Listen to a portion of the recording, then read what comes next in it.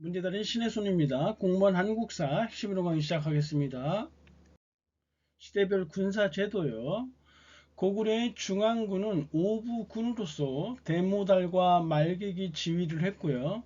지방군은 성 단위로 방어를 했는데 지방관인 욕살과 그리고 철여근지 등이 지휘를 했어요. 백제 중앙군도 오부군이었고 지방군은 역시 방령이 지휘를 했네요. 신라의 중앙군은 육부군으로 구성되어 있었고요. 지방군은 육정이었는데 군주가 지휘했어요. 지방관이죠. 당시 삼국시대 때의 지방관들은 행정적인 지방관들이 아니라 군인 출신들이 주둔하면서 행정적 임무도 함께 봤던 것이죠. 당시 삼국시대에 영토 쟁탈전이 격화되었기 때문에 어쩔 수 없었던 선택이었던 것 같아요. 통일신라시대 때 신문학 때 구서당이 설치되어지는데 일종의 민족융합체계라고 볼 수 있죠. 그래서 고구려 유민들을 중심으로 해서 황금서당, 뭐 백제는 백금서당, 말갈은 흑금서당, 뭐 신라계 쪽으로는 뭐 자금서당, 이렇게 옷소매 색깔로서 부대를 구분을 했어요. 그리고 지방에는 10정이 설치되었는데 구주에 1정씩 설치되었고 단 국경선이 닿아 있는 이 한주 한산주는 넓기도 넓었고 국경선과 닿아 있었기 때문에 특별히 2정을 설치했네요. 발해 중앙군은 10위예요. 대장군과 장군이 지휘했고 지방군은 지방관이 지휘를 했어요.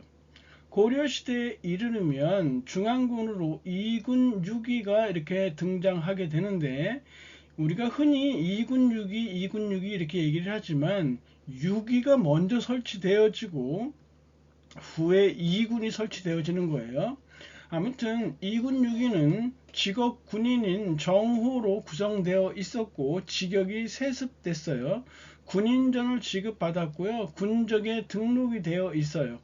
중앙군이기 때문에 경군이라고도 해요. 그리고 지방에 특히 국방상 요충지인 이 양계에는 주진군이 설치되었고요. 상비군이면서 이 백정들이 여기에 주둔을 의무병으로 주둔을 했어요. 좌군, 우군, 초군으로 구성되어 있었네요. 고려의 중앙군인 2군 현종 때, 즉 거란의 2차 침입 후에 현종이 피난길에 많은 목숨을 위협받는 상황이 있었거든요. 그래서 친위대의 중요성을 느끼고 국왕 친위대 형식으로 2군인 응양군과 용호군을 설치하게 됐던 것이에요. 2군 6위, 2군에 앞서서 6위가 거란의 1차 침입한 이후 성종 때 설치되었어요. 좌우위, 신호위, 흥위위는 수도나 변경을 방비했고요. 금호위는 경찰 업무를 담당했고 천호위는 일종의 국가 행사 시에 의장대의 역할을 했어요. 그리고 간문위는 궁성 수비를 했는데 이거 보면 간문이라는 이름에서 알 수 있겠죠. 문을 감시한다. 궁성 수비와 성문 수비를 담당했네요. 그리고 일반 5도의 지방군은 주현군이 설치됐는데 역시 백정으로 구성되어 있었고 이들은 군적도 없었고 토지 지급도 받지 못했어요. 주현군의 구성은 기병인 정용군과 보병인 보승군 그리고 일종의 노역부대를 할 수 있는 일품군으로 구성되어 있어요. 이 일품군은 향리가 지휘를 했고요. 고려시대 때 무신이 중앙회의기구인데 중방이 있었어요. 2군 6위의 지휘관인 상장군과 대장군으로 구성되어 있었거든요. 그러니까 총 2군 6위니까 16명으로 구성되어 있었던 무신들 최고회의기구고요. 무신 집권기 때 최고회의기구 역할을 했네요. 특수군으로 광군이 있었는데 정종 때 거란 침입에 대비해서 만들었던 것이고 숙종 때는 별무반이라고 해서 윤관이 여진 정벌의 필요성을 느끼고 건의를 했던 것이에요. 기병인 신기군, 보병인 신부군, 그리고 승병으로 구성된 항마군으로 이렇게 구성되어 있었네요. 삼별초는 최후 때 치안 유지를 목적으로 야별초라는 걸 만들었는데, 이 야별초가 좌우 별초로 분화되어지고, 그리고 몽골 탈주병으로 구성된 신의군이 추가되어지면서 좌별초, 우별초, 신의군에서 삼별초로 됐던 거예요. 그리고 최후는 기병대로서 이렇게 일종의 특수군 형태로 마별초를 또 설치했어요. 연호군은 고려말 우왕 때 왜구에 대비하기 위해서 농민과 노비로 구성된 군대를 편제했는데 별 실효성이 없었어요. 농사 노동력만 잃게 된다 해서 곧바로 폐지되어지게 돼요. 조선 전기 때 중앙군은 의흥상군부, 그냥 일명 상군부라고도 해요. 그리고 내삼청으로 중앙군이 이렇게 구성이 됐어요. 태조 때 상군부가 설치되었는데 세조 때 오위로 이렇게 이름이 개명되죠. 궁궐과 수도를 방위했고요. 이 오위의 구성은 직업군인, 오늘날의 하사관 같은 거예요. 갑사, 풍기와 녹봉 받았고, 그리고 의무병인 정군, 그리고 왕실과 고관의 자제들로 구성되는 특수병으로 구성되어 있어요. 갑사, 정군, 특수병으로 이렇게 구성되어 있었다. 이 5위에는 의흥위, 용양위, 호분위, 충자위, 충무위 이런 식으로 되어 있고요. 이 내삼청은 국왕을 호위하거나 수기를 담당하는 이 병조 소속의 직업군인으로 구성되어 있었어요. 태종 때는 내금위, 그리고 겸사복, 그리고 성종 때 우리미가 추가되어지고요. 이 우리미를 통해서 이 서울들은 문과 응시에는 제한을 받았지만 묵과 응시에 제한이 없었기 때문에 일종의 서울에게 출세 기회가 주어졌다 보시면 되겠네요. 조선 후기 때 중앙군은 5군형인데요. 이건 딱 조직적으로 계획적으로 설치되어진 것이 아니라요. 필요할 때마다 그때그때 임기응변식 설치가 되어진 거고, 이 서인의 군사적 기반이 됐다라는 점.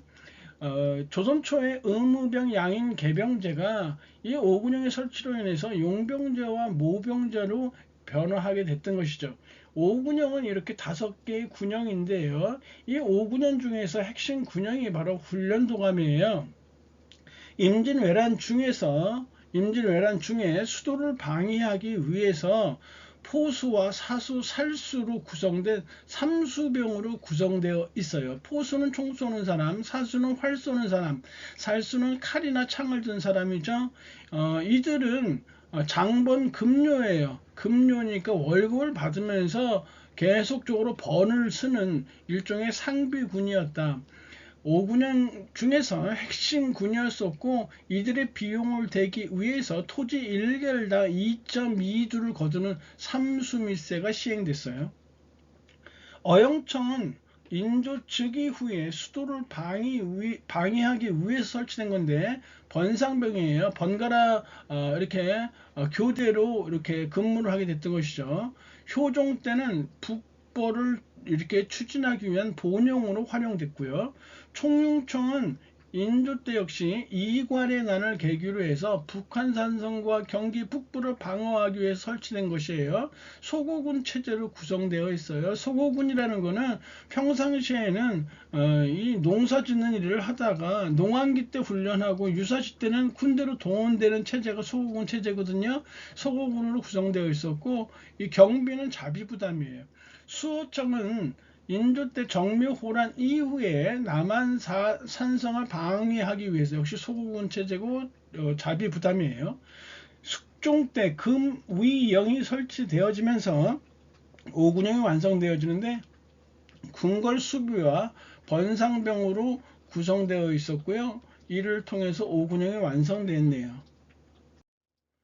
지방군으로는 영진군이 있었었는데, 영진군은 영군과 진군을 합쳐서 얘기하는 거예요. 특히 영군은 육군을 이렇게 이끄는 사람을 병마절도사, 수군을 이끄는 사람을 수군절도사라고 했고, 진군을 이끄는 사람을 첨절제사라고 했어요.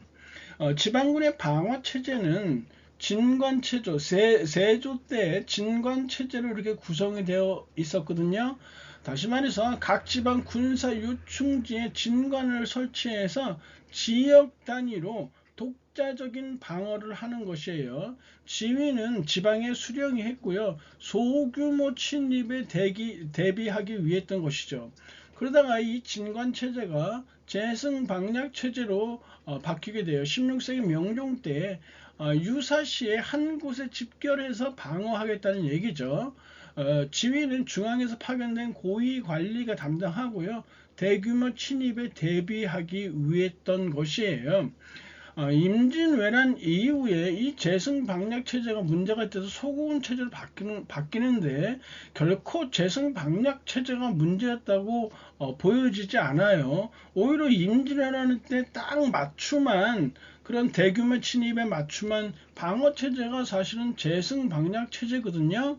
그런데 왜 재승 방략 체제를 소고군 체제로 다시 변하게 되냐면 재승 방략 체제는 이렇게 한 곳에 침입을 받으면 진관 체제는 그 지역, 예를 들어서 부산이면 부산 지역의 군대들만 동원해서 막고 각각 요충지의 군인들은 이렇게 지키고 있는데 재승 방략 체제는 여기 다 몰린다는 얘기죠. 다 몰리게 되니까 이 선이 무너지면 후방이 뻥 뚫린다는 얘기잖아요. 그래서 정말 그 임금이나 신하들이 미처 이렇게 대피할 시간도 못 가졌다. 이것이 문제다 해서 재승 방략 체제를 소고군 체제로 이렇게 바꾸게 되는 것인데 그렇지 않아요. 어차피 이 진관 체제라는 것이 소규모 침입에 대비한 체제였기 때문에 이렇게 대군이 침범하면 어차피 못 견디는 건 마찬가지예요. 결국 이런 체제가 방어 체제가 문제가 아니라 이미 조선이 200여 년간 태평성대를 걸치면서 군역이 이미 전 시간에도 얘기했지만 문란해질 대로 문란해졌잖아요. 그런 게 문제였지 방어 체제가 문제는 아니라고 생각해요. 여하튼 1592년 음력 4월 13일, 양력으로는 5월 23일이에요. 선조 25년에 이 왜군들이 20만 명 정도 된다고 하죠. 부산포 앞바다에 700척의 왜군의 대선단이 등장하면서 이 첨사 정발이 이끄는 부산성, 그리고 동네 부사 송상현이 이끄는 이 동네성이 결국 하루도 못 견디고 쑥대밭이 되는 것이죠. 여하튼 임진왜란 중에 유성룡의 건의로 소고군 체제로 바꾸게 되어 일종의 진관 체제로 돌아가는 것이에요. 평상시에는 생업에 종사하다가 농한기를 이용해서 군사훈련을 하고 유사시 때 이렇게 군대로 동원했던 것이죠. 양반에서 노비까지 양천은 혼성군이었는데 언제나 그랬듯이 점차 상민과 노비만 남게 됐던 것이에요.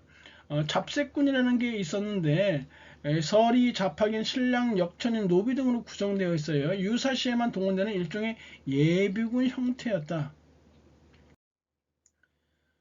예시문제 고려시대 군사제도에 대한 설명으로 가장 옳지 않는 거, 북방의 양계 지역에는 주현군이다 했는데 양계 지역에는 주진군이죠.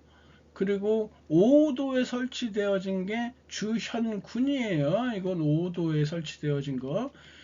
이군인 응양군과 용호군은 왕의 친위부대 맞는 거고, 6위 감문이 문을 감시한다고 했었죠. 궁성과 성문 수위 맡고, 고려시대 직업군인인 이 경군에게는 군인전을 지급하고 직역이 세습되어졌다. 역시 맞는 거죠. 그래서 1번이 틀렸네요. 감사합니다.